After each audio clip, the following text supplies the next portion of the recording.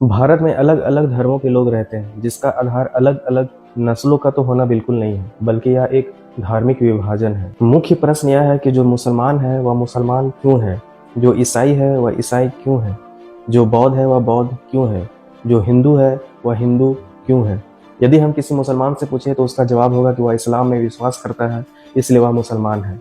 यदि हम किसी ईसाई से पूछे तो उसका जवाब होगा कि वह जीसस में विश्वास करता है, इसलिए वह ईसाई है।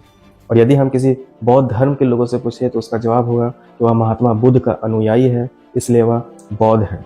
और यदि हम किसी हिंदू से पूछे तो उसके पास कोई जवाब नहीं होगा। हिंदू कौन है? जो हिंदू है वह हिंदू क्यों है?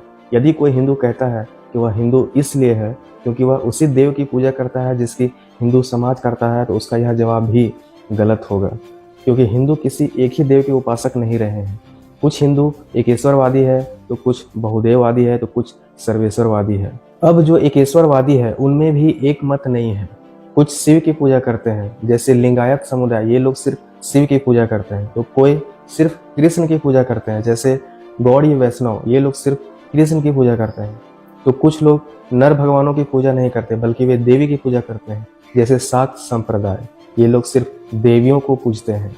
बहुदेववादी हिंदू सभी देवताओं को पूजते हैं। वे विष्णु को भी पूजेंगे, वे शिव को भी पूजेंगे, वे राम को भी पूजेंगे, वे काली को भी पूजेंगे, वे पार्वती को भी पूजेंगे, वे लक्ष्मी को भी पूजेंगे। सभी देवताओं को वो एक साथ पूजते हैं। हिंदू सिर्फ अपनी ही देवी देवताओं तक सीमित नहीं है, वे मुस्लिम पीर और ईसाई प्रभु की भी पूजा करते हैं। जैसे राजस्थान के अजमेर में स्थित ख्वाजा मोइनुद्दीन चिश्ती का दरगाह, यहाँ पर हिंदू भारी मात्रा में चादर चढ़ाने जाते हैं।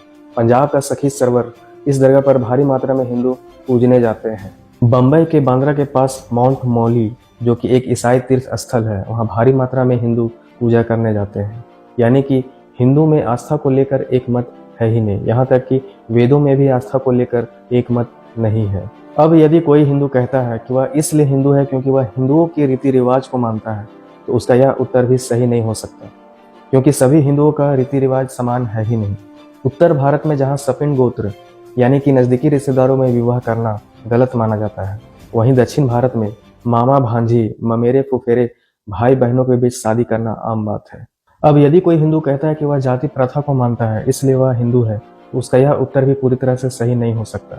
हाँ, यह बात सही है कि हिंदुओं में जैसे जाति प्रथा को माना जाता है वैसे अन्य धर्मों में जाति प्रथा कठोर नहीं है, लेकिन मुस्लिम और ईसाई में भी यदि सिर्फ खान पान को छोड़ दिया जाए तो उनमें भी शादी विवाह में सख्त जाति प्रथा का नियम लागू होता है। और सिर्फ हम जाति प्रथा के आधार पर हिंदू नहीं कहला सकते। दरअसल हिंदू कोई एक धर्म नहीं है, बल्कि यह एक अलग अलग समुदायों का एक संगठित रूप है।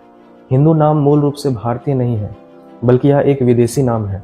यह नाम यहाँ के निवासियों को मुसलमानों द्वारा दिया गया था, ताकि यहाँ के लोगों को एक अलग पहचान दिया जा सके।